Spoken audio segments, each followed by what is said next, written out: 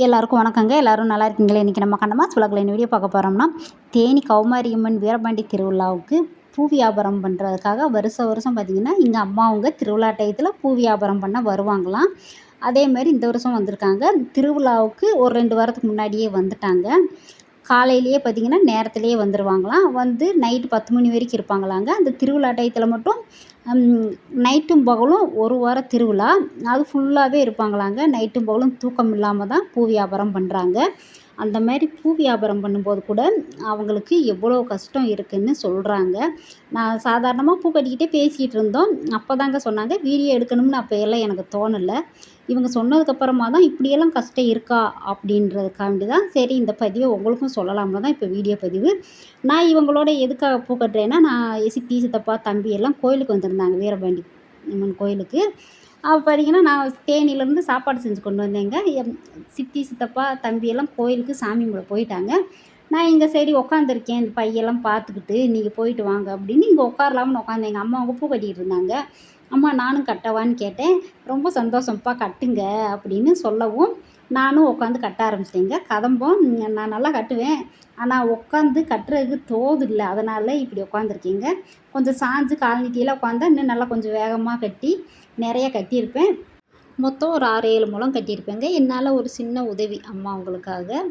அப்போ தான் கேட்டேன், அம்மா இந்த பூ கட்டுறதுக்கெல்லாம் நீங்கள் வாடகை கொடுப்பீங்களா இடத்துக்கு அப்படின்னு கேட்கும்போது, ஆமாப்பா தர வாடகைன்னா ஒரு ரேட்டு, தகர ஷெட்டுக்குன்னா ஒரு ரேட்டு கொடுக்கணும் அப்படின்னு சொன்னாங்க. அம்மா அவங்களுக்கு பார்த்திங்கன்னா ஷெட்டு மாதிரி போட்டு விட்ருவாங்களாம். சுற்றி தகரம் மறைச்சி ஆத்தோரத்தில் அம்மா அவங்களுக்கு கடை இருக்காங்க. அந்த சைடு போயிடுவேன்ப்பா.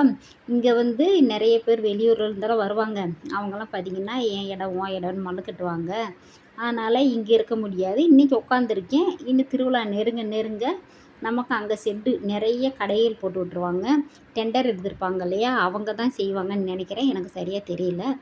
திருவிழா டயத்தில் பூ கட்டுறதுக்கு மாலை கட்டுறதுக்கெல்லாம் ஆட்கள் கூட்டு வந்து தான் கட்ட விடுவாங்களாங்க. ஏன்னா நம்மளாம் கட்டி கொடுக்க முடியாதுப்பா. திருவிழா டயத்தில் ரொம்ப கூட்டம் வரும் இல்லையா, சமாளிக்க முடியாது.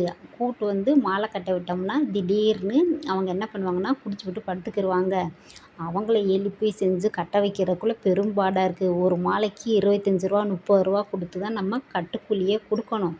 அந்தளவு கட்டினாலும் கூட இருக்கிறவங்களே பார்த்திங்கன்னா சும்மா இருக்க விட மாட்டாங்க. இவங்க பொழைக்கிறதா அப்படின்னு அவங்க நல்லா கட்டிக்கிட்டு இருக்கிறவங்க வீட்டில் இருக்கிறவங்களையும் கூட்டு போய் குடிக்க வச்சுட்டு ரொம்ப அநியாயம் பண்ணுவாங்க. இதையெல்லாம் தாண்டி தான் நம்ம நைட்டும் பகலும் வியாபாரம் பார்த்துக்கிட்டு இருக்கோம். நைட்டு பகலும் சாப்பாடு தூக்கம் எதுவுமே இருக்காது.